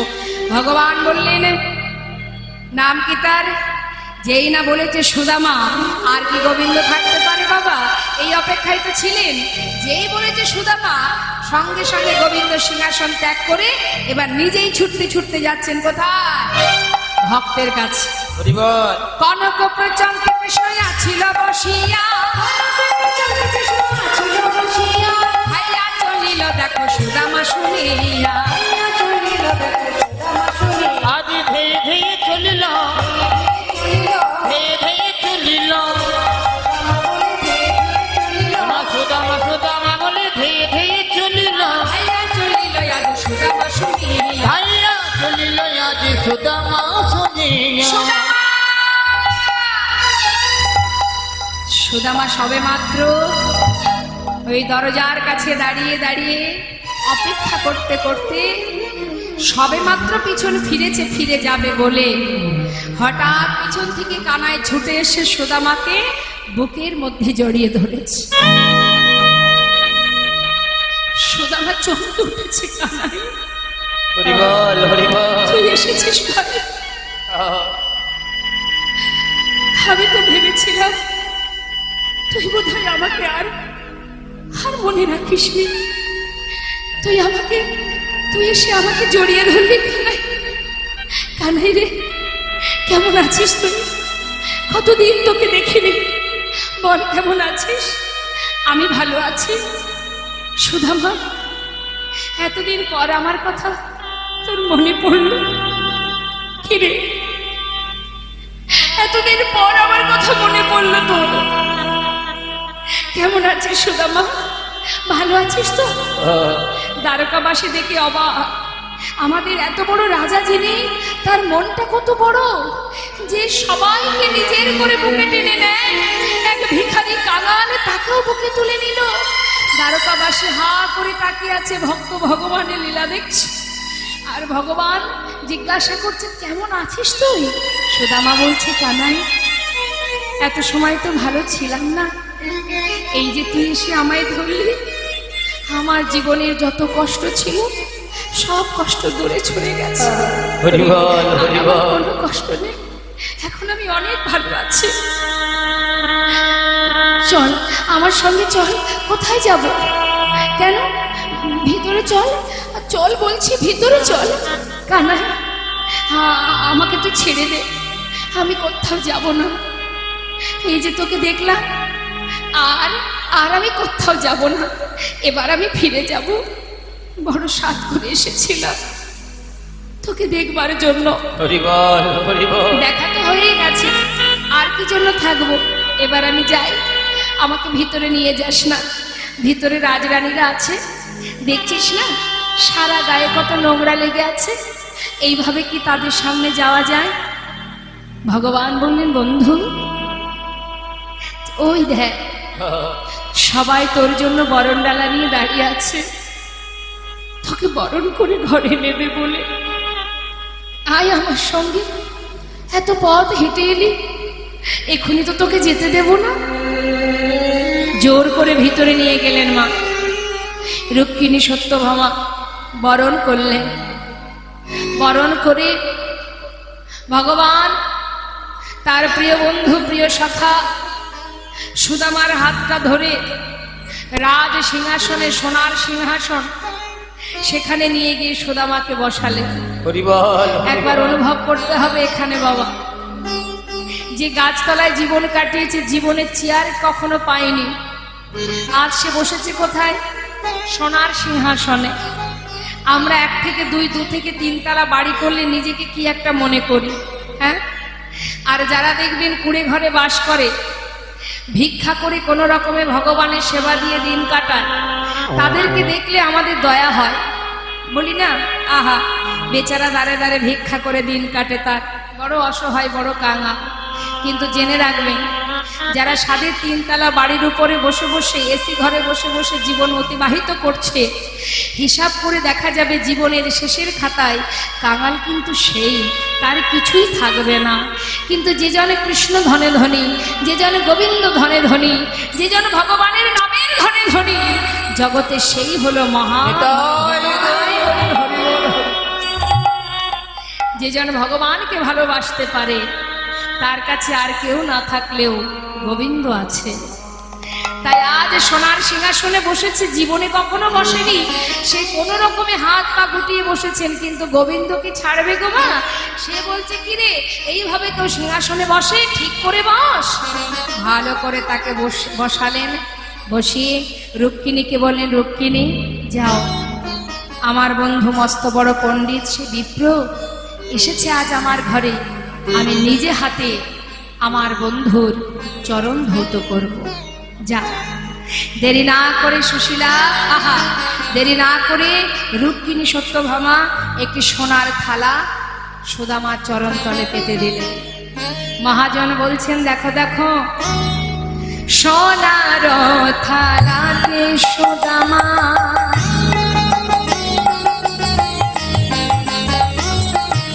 চরণ রাখিল, ওই না সোনার থালায় সুদামা,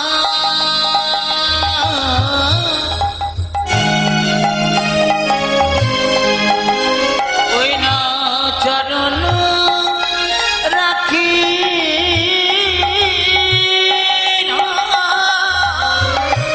স্বর্ণ ভিঙ্গারে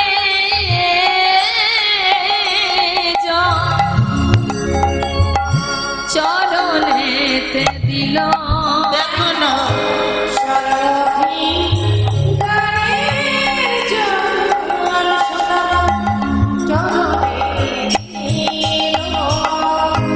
নয়ন জলে প্রভু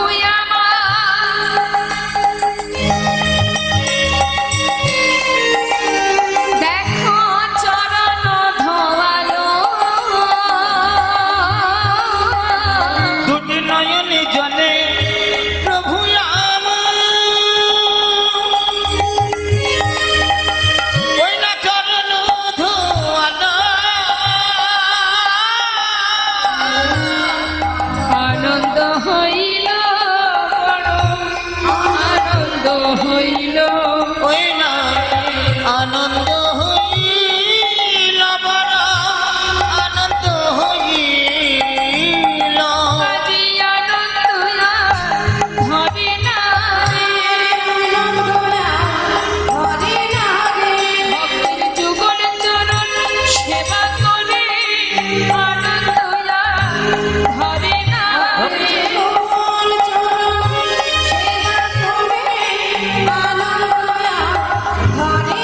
ওই না আনন্দ হইল, বড় আনন্দ হইল, মনে আনন্দ হইল, বড় আনন্দ হইল। নিজে হাতে চরণ ধৌত করছে মা, দেখছে চরণ থেকে কত রুধির ঝরছে, চরণ দুটি বুকের মধ্যে জড়িয়ে ধরে বলছে, সুদামা, চরণ থেকে রুধির ঝরছে তোর, কতটা ভালোবেসেছিস আমাকে, যে নিজের চরণ থেকে রুধির ঝরছে সেদিকে তোর এতটুকু লক্ষ্য নেই। হরিবল হরিবল। নিজে হাতে চরণটা ভালো করে ধৌত করছে আর সুদামাকে বলছে, বন্ধু এত বছর পর এসেছিস, আমার জন্য কিছু এনেছিস? সুদামা ওই চিড়ের পটলিটা তো লুকিয়ে রেখেছে মা, দেবে না বলে বলছে, জানিস কানাই, আমি অনেক চেষ্টা করেছিলাম কিছু আনবো তোর জন্য, কিন্তু বিশ্বাস কর আমি কোনো উপায় করতে পারিনি ভাই, কিছুই আনিনি তোর জন্য। দিনহীন কাঙাল আমরা, কোনো রকমে ভিক্ষায় আমাদের জীবন চলে, আমি চেষ্টা করেছিলাম কিছু আনতে পারিনি কানাই। মনে মনে গোবিন্দ চিন্তা করছে, সুদামা তুই তো আমার জন্য এনেছিস কিন্তু দিতে পারছিস না, বুঝেছি, তুই ভাবছিস তোর আনা শুকনো চিড়ে আমি কি করে খাবো। ওরে,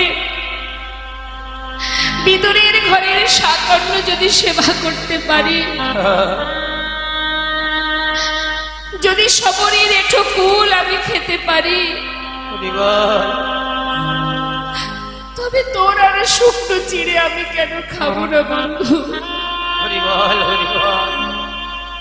তুই যখন আমায় দিতেই পারছিস না,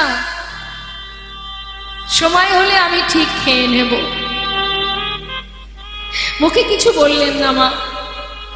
কিছু সময় পর সুদামাকে স্নান করিয়ে শুদ্ধ বসন করিয়ে তাকে সেবা দিয়ে তাকে বিশ্রামের ঘরে নিয়ে গেছে।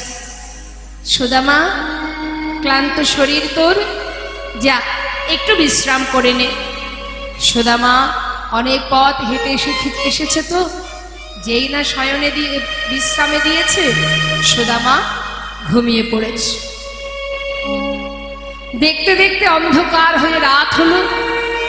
সমস্ত রাজ্যে সবাই ঘুমাচ্ছে, এদিকে রাজমহলে সবাই ঘুমিয়ে আছে।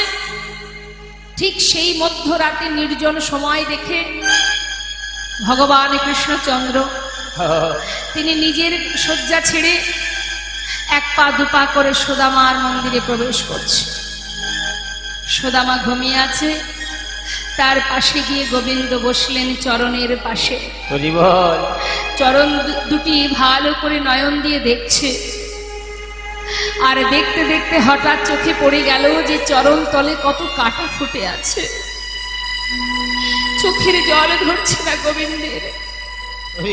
কেমন ভালোবাসা তোর সুদামারে, আমি যে তোর ভক্তিতে চিরতরে বাধা পড়ে আছি, কিন্তু এই কাটা আমি কি করে পরিষ্কার করব। ওর যে কত আঘাত লেগেছে, কত কষ্ট হয়েছে, ও চলবে কি করে। দেরি না করে গোবিন্দ নিজের করকমল দিয়ে একটা একটা করে কাটা ধীরে ধীরে পরিষ্কার করছে, মানে তুলছে। আর চিন্তা করছে যাতে সুদামার ঘুমটা ভেঙে না যায়, সেদিকেও তার চিন্তা। সেই দিকে লক্ষ্য রেখে ধীরে ধীরে তার চরণ থেকে কাঁটাগুলো যখন তুলছে, পরিষ্কার করছে, কিন্তু একটা কাঁটা অনেক ভিতরে ঢুকে আছে দেখে সে কোনো রকমে হাতে করে বের করতে পারছে না বলে নিজের বদনটা চরণতলে নিয়ে গিয়ে সেই বদনের সেই দাঁত দিয়ে যেই না কাঁটাটাকে ধরে জোর করে টেনে বের করেছে, সঙ্গে সঙ্গে সুদামা চমকে উঠেছে। আর যে কাপড়ের মধ্যে সেই চিড়ের পুটুলিটা লোকানো ছিল সেটা নিচে পড়ে গেছে। আর যেই না পড়ে গেছে, গোবিন্দ সেই চিড়ের পুটুলিটা হাতে করে তুলেছে। এদিকে সুদামা বলছে, কানাই আমাকে দে দে ভাই, তুই কেন আমার ঘরে এসেছিস কানাই? যা, তুই তোর ঘরে যা, ওটা আমার কাছে দে। আরে দাঁড়া, অবশ্যই তোকে দেব, কিন্তু এর মধ্যে কি আছে বন্ধু? কিছুই না, দে, তুই আমায় ফিরিয়ে দে বলছিস। আরে বাবা, তোর জিনিস তো তোকেই দেব, কিন্তু একটু দেখি, আমি তো তোর বন্ধু, সমস্যা কোথায়, কি আছে একটু দেখি। এই বলে যেই না খুলেছে, দেখছে শুকনো চিড়ে তাতে। এ কি বন্ধু, তুই কি চিড়ে এনেছিলি? কার জন্য? তোর জন্য বুঝি? না, তাহলে আমার জন্য এনেছিলি? তাহলে দিলি না কেন? কানাই, তুই খেতে পারবি না, আমায় ফিরিয়ে দে। বলে, জানিস এই শুকনো চিড়ে খেলে তোর মুখে ব্যথা লাগবে, দে আমায় দে। ও, এই জন্য দিসনি? আরে বাবা, প্রতিদিন ক্ষীর সর ননি মাখন সে তো সবাই আমায় খেতে দেয়, কিন্তু বহুদিন ধরে ননি মাখন খেতে খেতে না আমার মুখে আর কোনো রুচি নেই। যাক, বন্ধু হয়ে তুই ভালো কাজ করেছিস, এই যে চিড়েটা এনেছিস, চিড়েটা খেলে মুখে স্বাদটা একটু পাল্টাবে। বাবা, এই বলে যেই না মুখে দিতে যাবে মা, হঠাৎ দেখছি চিড়েগুলো সব ভেজানো। আচ্ছা, এই না হলে বন্ধুত্ব, চিড়েগুলো ভিজিয়ে এনেছিস যাতে খেতে গেলে ব্যথা না লাগে। সুদামা বলিছে, কানাই রে,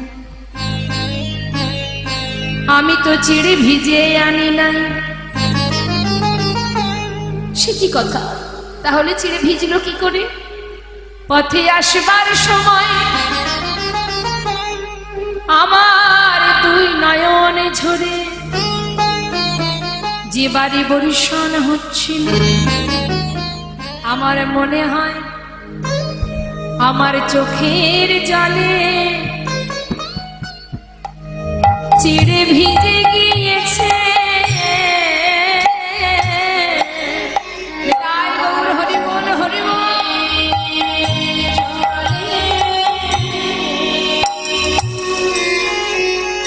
চিড়ে ভিজে গিয়েছে, আমি কেমন করে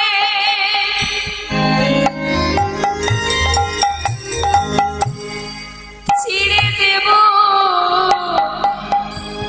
তোর বদলে?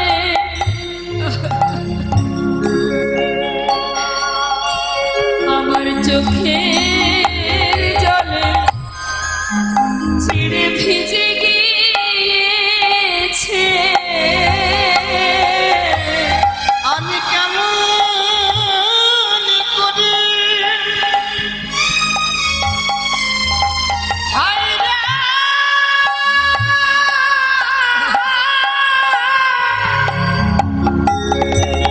হায়রে দেব বাদনে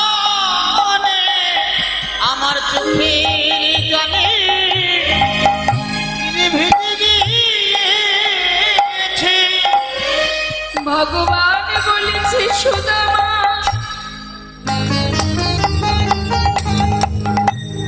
এই জগতে সবাই আমায় ক্ষীর সরে ননি মাখন দেয়, হরি বল, হরি বল। কিন্তু চোখের জলে ভেজানো চিড়ে কেউ দেয়। হাজারি তোর সামনে দাঁড়িয়ে প্রতিজ্ঞা করলাম, আগত কলি যুগে আমি নদিয়ায় যাব, হরি বল, হরি বল। নদিয়ায় গিয়ে আমি গৌর হব। যদি কলির আমায় সেবা দিতে চায়, জীবের দাঁড়ে দাঁড়ে ভিক্ষা করে, যদি মাটির মালসায় আমায় চিড়ে ভোগ দেয়, তবে আমি গ্রহণ করব। এই আমি তোর সামনে দাঁড়িয়ে প্রতিজ্ঞা করলাম, কথা দিলাম ভাই, যে চিড়ে দিতে তুই দ্বিধা করলি, আগত কলিযুগে আমি নদিয়ায় যে গৌর হব, যদি কলির জীব আমাকে মাটির মালসায় ভিক্ষা করে চিড়ে ভোগ না দেয়, আমি কিন্তু সেই ভোগ গ্রহণ করব না। সুদামাকে কথা দিল, এই কলিতে গৌর হয়ে ভগবানের গৌর নিতাইয়ের যে ভোগ হয়, কি ভোগ হয় মা? চিড়ে ভোগ, তাই না? কিসে হয়? মাটির মালসায়। কেন? ভগবান যিনি বিশ্ব ব্রহ্মাণ্ডের মালিক, তিনি তো বলতে পারতেন আমাকে সোনার থালায় সেবা দেবে। আমরা সেবা করতে গেলে আমাদের কত সুব্যবস্থা থাকে, হ্যাঁ, কত রকমের ব্যবস্থা থাকে, কিন্তু ভগবান কেন মাটির মালসায় সেবা করছেন? যারা ধনী ব্যক্তি তারা সোনার থালা, রূপোর থালা বানিয়ে ভগবানকে সেবা দিতে পারবে, হরি বল, হরি কিন্তু বল। দিনহীন কাঙাল যারা, তারা কোথায় পাবে? তাই ভগবান তাদের কথা ভেবে কাঙাল কাঙালিনীর চিন্তা করে হরি বল। তিনি এটাই স্থির করলেন, মাটির পাত্রে আমায় চিড়ে ভোগ দিতে হবে, তাও কি ভিক্ষা করে এনে। তাই দেখবেন মাটির পাত্র কত দাম, 5 থেকে 10 টাকা হবে হয়তো। প্রতিজ্ঞা করলেন ভগবান। কিছুদিন সুদামা ভগবান কৃষ্ণের কাছে রইল। তার মধ্যে গোবিন্দ আমার রুক্মিণীকে পাশে বসিয়ে বললেন, রুক্মিণী, তোমায় একটা কথা বলবো। বলো স্বামী। তুমি তো স্বয়ং লক্ষ্মী, আজ আমি তোমার কাছে একটা জিনিস চাইবো। বলো কি চাই তোমার? রুক্মিণী, আমার বন্ধু আমার কাছে প্রতিজ্ঞাবদ্ধ, ও জীবনে কোনোদিন আমার কাছে কিছু চাইবে না। আবার আমিও প্রতিজ্ঞা করে ফেলেছি, ও না চাইলে ওকে আমি দেব না। তাই বন্ধু যদি আমার কাছে কিছু না চায়, আমি যেচে যদি তাকে দিই, তাহলে তার দারিদ্রতা, তার এই কষ্ট দুঃখের সময় আমি কিছু দেওয়া মানে বন্ধু হয়ে বন্ধুকে ছোট করা হবে। আমি পারবো না কিছু দিতে। তাই রুক্মিণী, তুমি তো স্বয়ং লক্ষ্মী, পারবে আমার বন্ধুর সমস্ত দুঃখ দূরীভূত করে তাকে অনেক সুখ, মহা সুখে সুখী করতে। স্বামী, অনুমতি যদি থাকে আমি নিশ্চয়ই পারবো। বেশ, দেরি করো না রুক্মিণী, তাড়াতাড়ি যাও। আমি যেমনটা সুখে আছি আমার বন্ধুকে তেমন সুখে রাখো। দেরি না করে রুক্মিণী বিশ্বকর্মাকে সঙ্গে করে নিয়ে সুন্দর করে প্রাসাদ তৈরি করে সমস্ত সুখে ভরিয়ে দিল। কিন্তু সুদামা কিন্তু মা কিছুই জানে না। বেশ কিছুদিন পর কানার কাছ থেকে বিদায় নিচ্ছে। কানাই আবার জিজ্ঞাসা করলেন, সুদামা বল বন্ধু, যাবার সময় আমার কাছে কিছু বলবি নাকি, কিছু চাইবি? সুদামা বললে, কানাই, এই যে তোকে দেখেছি, আমার তার কোনো দুঃখ নেই, তাই এবার আমি বিদায় নেব। আর চাইবার কথা বলছিস? হ্যাঁ রে, শোন, আমার কিচ্ছু প্রয়োজন নেই, শুধু একটা চাওয়া তোর কাছে। সেটা কি জানিস? যেন সঙ্গ ছাড়া করিস না ভাই, কেন সঙ্গ ছাড়া করিস না ভাই?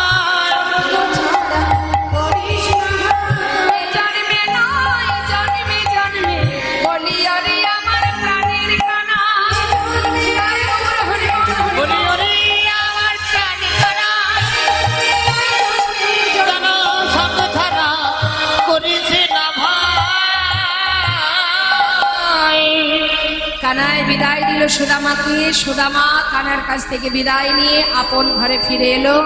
কিন্তু সেখানে, যেখানে তার স্ত্রী সন্তানদের রেখে গিয়েছিলেন, সেইখানে এসে আর খুঁজে পাচ্ছে না।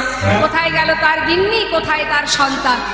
বিশাল প্রাসাদ দর্শন করে মনে মনে ভাবছে যে এত বড় প্রাসাদ কে বানালো? হয়তো কোনো ধনী ব্যক্তি বানিয়েছে, কিন্তু আমার স্ত্রী কোথায়? চারিদিকে খুঁজতে খুঁজতে হঠাৎ দেখছে কি, প্রাসাদ থেকে নেমে আসছে তার স্ত্রী সুশীলা, বরণডালা হাতে নিয়ে স্বামীকে বরণ করে ঘরে নিয়ে যাবে বলে। সুদামা অবাক হয়ে তাকিয়ে আছে, তার স্ত্রীকে চিনতে পারছে না।